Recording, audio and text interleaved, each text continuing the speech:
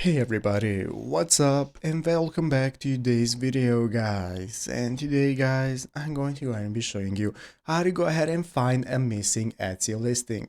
This is a very simple thing to do, so make sure to watch this quick and easy video till the very end, follow my steps correctly so you can make sure that this works the same for you and you can do this yourself.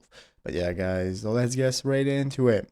So the first thing we want to do is to go ahead and open up the official Etsy website right here, etsy.com, if you have not already. So from here, the first thing we can do is go ahead and log into our account in the upper right corner.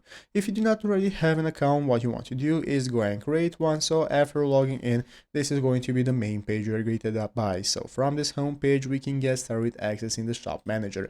The shop manager is going to enable you to set up a store if you do not already have one set up. And if you have one, you can just go ahead and open up your shop manager to get started with editing it, and this is how we can get started following this article right here on the official Etsy Help Center on how to find a missing listing. So here are some of the most common reasons why an item listing might disappear. So if your listing has expired, keep in mind that the listing stays active for 4 months. After that it expires. So if you find your expired listing, go to shop manager just like I explained to you right here, and then click on your listings tab. In the listings tab, you can select expired under listing status, and this is now going to go ahead and enable you to take a look at all the expired listings and take a look if your listing is there.